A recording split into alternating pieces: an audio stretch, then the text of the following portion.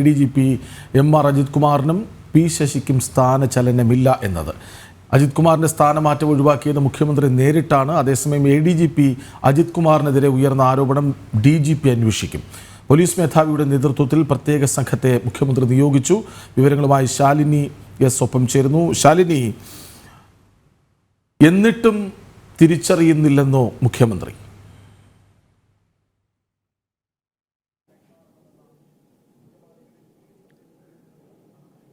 കൃഷ്ണരാജ് അത് സൂചിപ്പിച്ചതുപോലെ തന്നെയാണ്. കാരണം മുഖ്യമന്ത്രിക്കെതിരെ വലിയ രീതിയിലുള്ള ആരോപണങ്ങൾ അടക്കം ഉയർന്നൊരു സാഹചര്യം നിലനിൽക്കുന്നു. MR അജിത് കുമാറിനെ സംരക്ഷിക്കുന്ന നിലപാട് മുഖ്യമന്ത്രി പല ഘട്ടങ്ങളിലും സ്വീകരിക്കുന്നുണ്ട് എന്നുള്ള ആരോപണങ്ങൾ, വിവാദങ്ങൾ, വിമർശനങ്ങൾ അത് നിലനിൽക്കെ തന്നെയാണ് ഇപ്പോൾ അത് ഊട്ടിയുറപ്പിക്കുന്ന രീതിയിലുള്ള നടപടി പോലീസിന്റെ ഭാഗത്തു നിന്ന് അല്ലെങ്കിൽ ആഭ്യന്തര വകുപ്പിന്റെ ഭാഗത്തു നിന്ന് കൂടി വരുന്നത് എന്നുള്ളതാണ് നമ്മൾ മനസ്സിലാക്കാൻ സാധിക്കുന്നത്. ഇന്നലെ പോലീസ് അസോസിയേഷന്റെ സംസ്ഥാന സമ്മേളനത്തിലാണ് മുഖ്യമന്ത്രി ഈ MR അജിത് കുമാറിനെതിരായിട്ടുള്ള അന്വേഷണം ഔദ്യോഗികമായി പ്രഖ്യാപിക്കുന്നത്. പക്ഷേ പ്രഖ്യാപനം കഴിഞ്ഞ ശേഷം ആരായിരിക്കും ഈ അന്വേഷണം നടത്തുക എന്നുള്ളതാണ്. ADGP റാങ്കിലുള്ള ഒരു ഉദ്യോഗസ്ഥനാണ് MR അജിത് കുമാർ. സ്വാഭാവികമായും അതിന് മുകളിൽ റാങ്കുള്ള ഒരു ഉദ്യോഗസ്ഥൻ തന്നെ, DGP റാങ്കിലുള്ള ഉദ്യോഗസ്ഥൻ തന്നെ അന്വേഷിക്കണം എന്നുള്ളതായിരുന്നു ചട്ടവും നിയമവും ഒക്കെ. പക്ഷേ അവസാനമായി ഇന്നലെ രാത്രി വൈകിയാണ് ഔദ്യോഗികമായ ഒരു തീരുമാനം തിരുവനന്തപുരത്ത് തിരുവരെ മടങ്ങിയെത്തിയ ശേഷം മുഖ്യമന്ത്രി എടുക്കുന്നത്. അത് DGP തന്നെ അന്വേഷിക്കണം എന്നുള്ളതാണ് ഔദ്യോഗികമായി എടുത്തിരിക്കുന്ന തീരുമാനം. DGP-ക്കൊപ്പം തന്നെ 5 അംഗ സംഘമായിരിക്കും ഈ കേസ് അന്വേഷിക്കുക, അല്ലെങ്കിൽ ഈ ADGP-ക്കെതിരായിട്ടുള്ള ഈ ആരോപണങ്ങൾ അന്വേഷിക്കുക എന്നുള്ളതാണ് ശ്രദ്ധേയമായിട്ടുള്ള കാര്യം. അതിൽ IG സ്പർജൻ കുമാർ വരുന്നുണ്ട്, DIG തോംസൺ ജോസ് വരുന്നുണ്ട്, SP-മാരായ S മധുസൂദനൻ, A ഷാനവാസ് എന്നിവരുടെ അടങ്ങുന്ന 5 അംഗ സംഘമാണ് ഈ കേസ് അന്വേഷിക്കുകയും ചെയ്യുന്നത്. നിലമ്പൂർ MLA PV അൻവർ ഗുരുതരമായിട്ടുള്ള ആരോപണങ്ങളാണ് കഴിഞ്ഞ ദിവസവും ADGP-ക്കെതിരെ നടത്തിയിട്ടുള്ളത്. സ്വാഭാവികമായും ഇതടക്കമുള്ള കാര്യങ്ങൾ അന്വേഷിക്കേണ്ടതായിട്ടുണ്ട്. ചില കള്ളക്കടത്തുകാരുടെയും കൊള്ളക്കാരുടെയും ഒക്കെ സഹായിയായി MR അജിത് കുമാർ നിലകൊള്ളുകയാണ്. പല കേസുകളും അട്ടിമറിക്കാനുള്ള ശ്രമങ്ങളും നടത്തിയിട്ടുണ്ട് എന്നുള്ള ആരോപണങ്ങൾ ഒരു ഭാഗത്ത് നിൽക്കുന്നു. മറുഭാഗത്ത് തിരുവനന്തപുരം കവടിയാറിനടുത്ത് തന്നെ അത്യാഡംബര സൗകര്യത്തോടു കൂടിയുള്ള വീട് പണിയാനുള്ള നടപടികൾ MR അജിത് കുമാർ ആരംഭിച്ചിരിക്കുകയാണ്. ഏകദേശം 7000-ഓളം സ്ക്വയർ ഫീറ്റിൽ ആ വീട് നിർമ്മാണം കവടിയാറിലെ രണ്ടാമത്തെ കൊട്ടാരം അല്ലേ?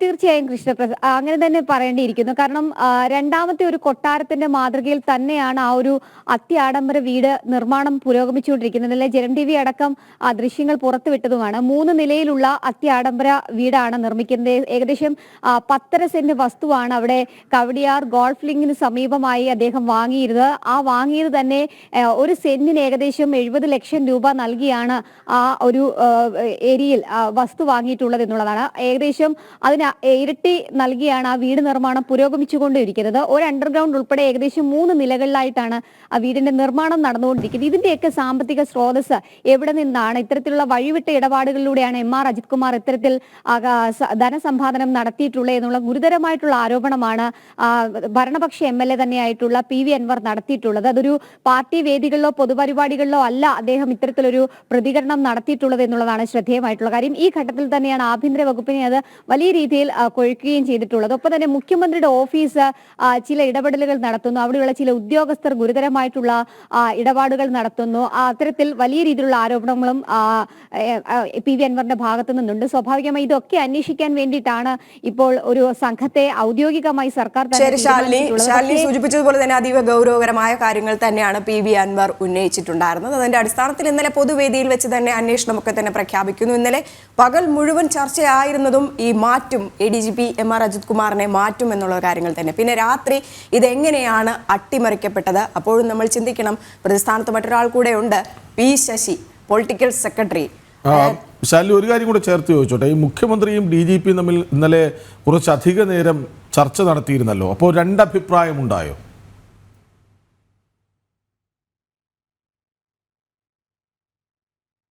കൃഷ്ണരാജ്, അതിൽ ഔദ്യോഗികമായി നമുക്ക് മനസ്സിലാക്കാൻ സാധിക്കുന്നത്, അതായത് തിരുവനന്തപുരത്ത് തിരികെ എത്തിയതിനു ശേഷം മുഖ്യമന്ത്രിയും DGP തമ്മിൽ ചില സംഭാഷണങ്ങൾ നടത്തിയിരുന്നു, കൂടിക്കാഴ്ചകൾ നടത്തിയിരുന്നു. അവിടെയാണ് ചില മാറ്റങ്ങൾ വന്നിട്ടുള്ളത് എന്നുള്ളതാണ് നമ്മൾ മനസ്സിലാക്കുന്നത്. ആദ്യഘട്ടങ്ങളിൽ കോട്ടയത്തായിരുന്നു ഈ വാർത്ത രാവിലെ മണിക്കൂറുകളിൽ കേന്ദ്രീകരിച്ച് നിന്നത്. അതിൽ വേദിയിലിരുത്തി DGPയും ഒപ്പം തന്നെ MR അജിത് കുമാർ അടക്കമുള്ള വേദിയിൽ തന്നെയാണ് മുഖ്യമന്ത്രി ഈ അന്വേഷണം പ്രഖ്യാപിക്കുകയും ചെയ്തത്.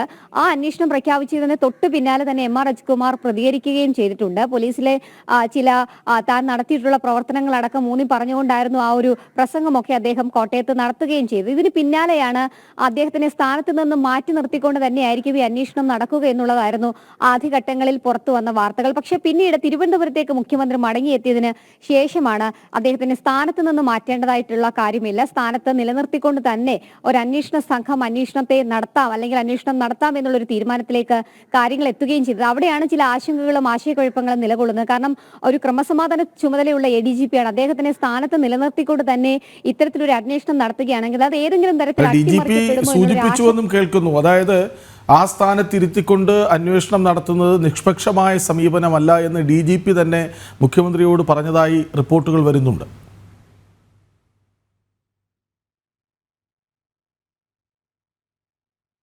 കൃഷ്ണരാജ്, അത്തരത്തിൽ തന്നെയാണ്. കാരണം ഒരു ഭാവിയിൽ ഒരു DGP ഒക്കെ ആകാനുള്ള റാങ്കിലേക്ക് പോകുന്ന ഒരു ഉദ്യോഗസ്ഥനാണ് ADGP MR അജിത് കുമാർ. സ്വാഭാവികമായും അദ്ദേഹത്തിന് എതിരായിട്ടുള്ള ഒരു അന്വേഷണമാണ് അത് നടത്തുന്നത്. അദ്ദേഹത്തിനേക്കാൾ ജൂനിയറായ ചില ഉദ്യോഗസ്ഥരടക്കമുള്ളവർ ഈ സംഘത്തിലുമുണ്ട്. സ്വാഭാവികമായും അദ്ദേഹം DGP ആവുകയാണെങ്കിൽ അദ്ദേഹത്തിന് കീഴിൽ ജോലി ചെയ്യേണ്ട പല ഉദ്യോഗസ്ഥരുമാണ് ഈ കേസ് അല്ലെങ്കിൽ ഈ ഒരു സംഭവം അന്വേഷിക്കാൻ പോകുന്നത്.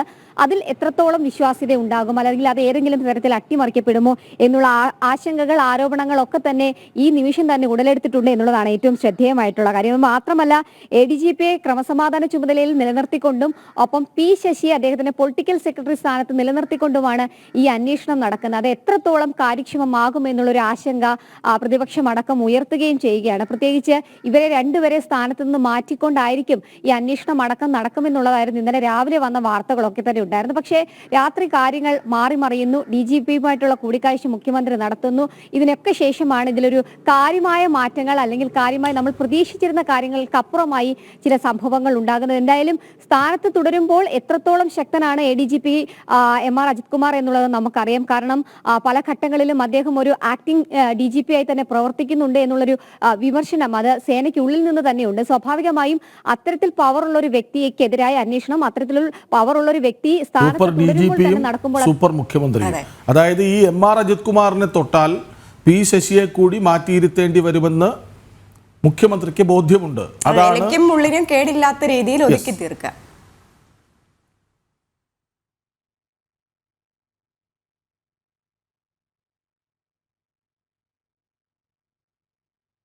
ശാലിനി, ഈ വിശ്വസ്തരെ പോലും തിരിച്ചറിയാൻ പറ്റാത്തത്ര വിധം പ്രശ്നമുണ്ടോ ഈ ആഭ്യന്തര വകുപ്പിനുള്ളിൽ? ഇവിടെ ഒരു ഇൻ്റലിജൻസ് സംവിധാനമില്ലേ? ഈ ADGP ഒക്കെ ഏതു വഴിക്കാണ് പോകുന്നത്, ഏതു വഴിക്കാണ് കാര്യങ്ങൾ നീക്കുന്നത്, കൈകാര്യം ചെയ്യുന്നതൊക്കെ തിരിച്ചറിയാൻ ഈ മുഖ്യമന്ത്രിക്ക് കഴിയാതെ പോകുന്ന ഒരു ദുരവസ്ഥയുണ്ടല്ലോ.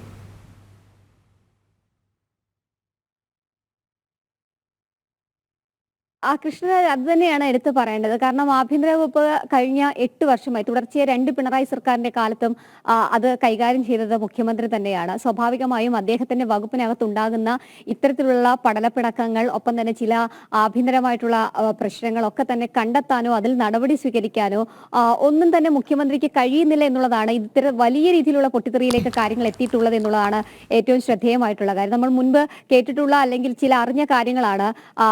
നിലവിലെ DGP ഷെയ്ഖ് ദർവൈസ് സാഹിബും ഒപ്പം തന്നെ നിലവിലെ ADGP ക്രമസമാധാന ചുമതലയുള്ള ADGP തമ്മിൽ വലിയ രീതിയിലുള്ള പ്രശ്നങ്ങളും വലിയ രീതിയിലുള്ള വിമർശനങ്ങളും വാക്പോരുകളും ഒക്കെ തന്നെ നടക്കാറുണ്ട്. ഈ വാക്പോരുകളൊക്കെ അവസാനിപ്പിച്ചുകൊണ്ട് സേനയെ മുന്നോട്ട് കൊണ്ടുപോകാനുള്ള ചില ചർച്ചകളുമൊക്കെയായി ആഭ്യന്തര വകുപ്പ് നീങ്ങാനിരിക്കുന്ന സാഹചര്യത്തിൽ കൂടിയാണ് ഇത്തരത്തിൽ ADGP MR അജിത് കുമാറിനെതിരെ ഗുരുതരമായിട്ടുള്ള ആരോപണം PV അൻവർ MLA ഭാഗത്ത് നിന്ന് വരുന്നു.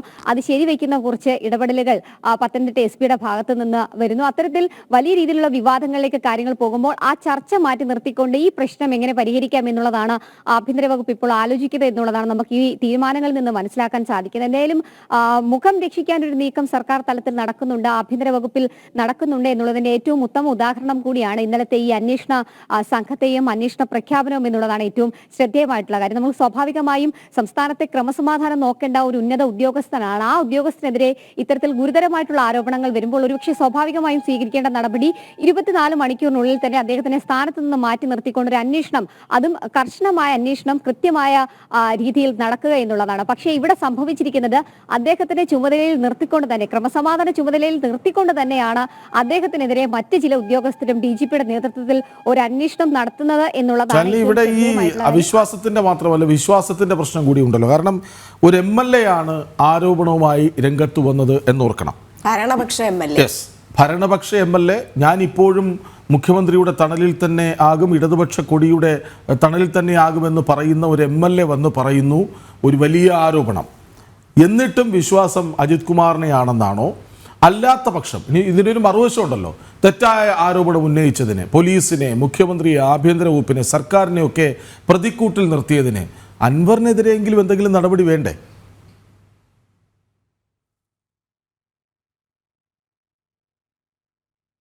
തീർച്ചയായും കൃഷ്ണ അജിത്ത്, അത് തന്നെയാണ് ഏറ്റവും എടുത്തു പറയേണ്ടത്. കാരണം ഞാൻ ആദ്യം സൂചിപ്പിച്ചതുപോലെ തന്നെ ഒരു പാർട്ടിയുടെ മീറ്റിംഗിലോ കമ്മിറ്റിയിലോ അല്ലെങ്കിൽ അത്തരത്തിലുള്ള പരിപാടികളിലോ ഒന്നുമല്ല നിലമ്പൂർ MLA, അതും ഭരണപക്ഷ MLA ഇത്തരത്തിൽ ഗുരുതരമായിട്ടുള്ള ആരോപണങ്ങൾ നടത്തിയത്. ഇന്നലെയും അദ്ദേഹം ചില ഓഡിയോ സംഭാഷണങ്ങൾ പുറത്തുവിട്ടുകൊണ്ട് തെളിവുകൾ പുറത്തുവിടുന്ന ഒരു സാഹചര്യം ഉണ്ടായിരുന്നു. ആ കൂട്ടത്തിലാണ് തിരുവനന്തപുരത്തെ കവടിയാറുള്ള ഈ വീടിന്റെ കാര്യം അടക്കം അദ്ദേഹം പുറത്തുവിട്ടിട്ടുള്ളത്. അദ്ദേഹം പറയുന്നുണ്ട് ഏതെങ്കിലും തരത്തിൽ ഞാൻ നടത്തിയിട്ടുള്ള ആരോപണങ്ങൾ അത് ഖണ്ഡിക്കുകയാണെങ്കിൽ കൃത്യമായി നടപടികൾ നിങ്ങൾക്ക് സ്വീകരിക്കാം. അത് ഖണ്ഡിക്കാനോ അതിനെ തള്ളാനോ കൊള്ളാനോ ഇതുവരെ ADGP MR അജിത് കുമാർ തയ്യാറായിട്ടില്ല എന്നുള്ളതാണ്. മാധ്യമങ്ങളുടെ ചോദ്യങ്ങൾക്ക് ഇന്നലെ കോട്ടയത്ത് പോലും കാര്യമായ രീതിയിൽ പ്രതികരണം നടത്താതെയാണ് അദ്ദേഹം തിരികെ തിരുവനന്തപുരത്തേക്ക് എത്തിയിട്ടുള്ളത് എന്നുള്ളതാണ് ശ്രദ്ധേയമായിട്ടുള്ള കാര്യം. എന്തായാലും അത്തരത്തിൽ ഭരണപക്ഷ MLA തന്നെ ഗുരുതരമായിട്ടുള്ള ആരോപണങ്ങൾ ഭരണപക്ഷത്തെ തന്നെ ഒരു വിശ്വസ്തനായ ഉദ്യോഗസ്ഥരെതിരെ നടത്തുമ്പോൾ അത് ഗുരുതരമായിട്ടുള്ള കാര്യമായി തന്നെ പ്രതിപക്ഷം അടക്കം കാണുകയാണ്. കാരണം കഴിഞ്ഞ ദിവസങ്ങളടക്കം അതിരൂക്ഷമായ ഭാഷയിൽ വിമർശിച്ചുകൊണ്ടാണ് BJP സംസ്ഥാന അധ്യക്ഷൻ K സുരേന്ദ്രൻ അടക്കമുള്ളവർ രംഗത്തെത്തിയിട്ടുള്ളത്. പ്രതിപക്ഷ നേതാവ് VD സതീശനും അതിഗുരുതരമായി തന്നെയാണ് ഈ ഒരു സംഭവത്തെ വിമർശിക്കപ്പെട്ടിട്ടുള്ളത്. പ്രത്യേകിച്ച് പ്രതിപക്ഷം അടക്കം പല ഘട്ടങ്ങളിൽ ചൂണ്ടിക്കാട്ടിക്കുന്നുണ്ട് സംസ്ഥാനത്തെ ആഭ്യന്തര വകുപ്പും മുഖ്യമന്ത്രിയുടെ ഓഫീസും ഒക്കെ ചില ഉദ്യോഗസ്ഥരുടെ കൈകളിലാണ്, ഉദ്യോഗസ്ഥരാണ് ഭരിക്കുന്നത് ആഭ്യന്തര വകുപ്പിനെ എന്നുള്ളതാണ്. അപ്പൊ സ്വാഭാവികമായും അത്തരത്തിൽ അത് ശരിവെക്കുന്ന രീതിയിലുള്ള ഒരു ആരോപണം ഒരു ഭരണപക്ഷ MLAയുടെ ഭാഗത്തു കൂടി വരുമ്പോൾ അത് വലിയ രീതിയിലുള്ള പ്രതിരോധം പാർട്ടിക്ക് ഇതൊന്നും മുഖ്യമന്ത്രിക്ക് അറിയില്ല എന്ന് പറഞ്ഞ് കൈകഴുകാൻ കഴിയില്ല. കാരണം ഈ നവകേരള സദസ്സിനിടയിൽ കണ്ട അക്രമങ്ങൾ, പോലീസ് നടത്തിയ അക്രമങ്ങളൊക്കെ തന്നെ നമ്മൾ കണ്ടതാണ്. അതിനെയൊക്കെ തന്നെ രക്ഷാപ്രവർത്തനം എന്ന് ഒതുക്കി തീർക്കാൻ ശ്രമിച്ച ആളാണ് മുഖ്യമന്ത്രി.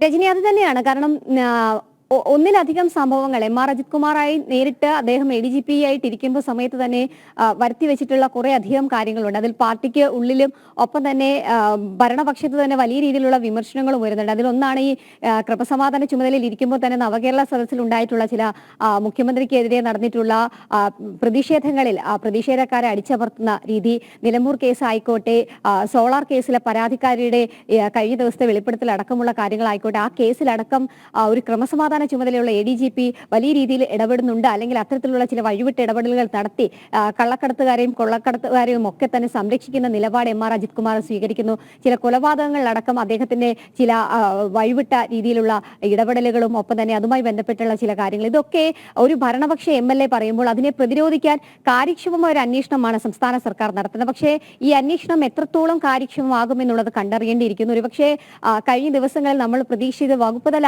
അന്വേഷണം ഉൾപ്പെടെയുള്ള കാര്യങ്ങൾ തൊട്ടു പിന്നാലെ വകുപ്പ് തല നടപടി അടക്കമാണ്. ഇതൊന്നും ഉണ്ടാകാതെ പേരിൽ ഒരു അന്വേഷണം നടത്തി പൊളിറ്റിക്കൽ സെക്രട്ടറിയെയും ഒപ്പം തന്നെ ADGPയും ഒക്കെ സംരക്ഷിക്കുന്ന ഒരു നിലപാടാണ് ആഭ്യന്തര വകുപ്പ് കൈയാളുന്നത്. മുഖ്യമന്ത്രിയും അത്തരത്തിലുള്ള ഇടപെടലുകൾ തന്നെയാണ് നടത്തുന്നത്. എന്നാലും അതിൽ പ്രതിപക്ഷം ഇനി ഉന്നയിക്കാൻ പോകുന്ന ആരോപണങ്ങളും വിമർശനങ്ങളും അറിയേണ്ടിയിരിക്കുന്നു. ഒപ്പം തന്നെ വരും മണിക്കൂറുകളിൽ കൂടുതൽ തെളിവുകൾ ഒരുപക്ഷെ PV അൻവർ പുറത്തുവിടുകയാണെങ്കിൽ അത് സർക്കാരിനെ സംബന്ധിച്ചിടത്തോളം വലിയ രീതിയിലുള്ള ക്ഷീണം ഉണ്ടാക്കും.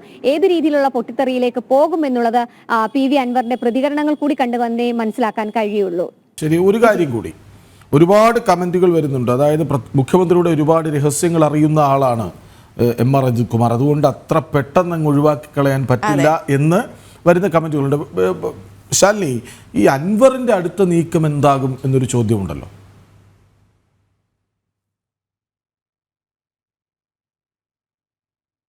കൃഷ്ണരാജ്, അത് തന്നെയാണ് ഏറ്റവും ശ്രദ്ധേയമായിട്ടുള്ള കാര്യം. അദ്ദേഹം തെളിവുകൾ വെച്ചുകൊണ്ട് തന്നെയാണ് പല കാര്യങ്ങളിലും സംസാരം നടത്തുന്നത് അല്ലെങ്കിൽ പ്രതികരിക്കുന്നത് എന്നുള്ളതാണ്. കാരണം ഈ വീടിന്റെ കാര്യത്തിലാണെങ്കിലും മറ്റ് ഫോൺ രേഖകളാണെങ്കിലും അത്തരത്തിലൊക്കെ കൃത്യമായി തെളിവുകൾ പുറത്തുവിടുമ്പോൾ ആ തെളിവുകളെ മറികടന്ന് മുന്നോട്ട് പോകാൻ ആഭ്യന്തര വകുപ്പിന് കഴിയുമോ എന്നുള്ളതാണ് അറിയേണ്ടത്. എന്തായാലും ഇനിയും അദ്ദേഹത്തിന്റെ കയ്യിൽ ചില ബോംബുകളുണ്ട്, അത് പൊട്ടിക്കുമെന്ന് തന്നെയാണ് അദ്ദേഹം പറഞ്ഞിട്ടുള്ളത് എന്നുള്ളതാണ് ഏറ്റവും ശ്രദ്ധേയമായിട്ടുള്ള കാര്യം.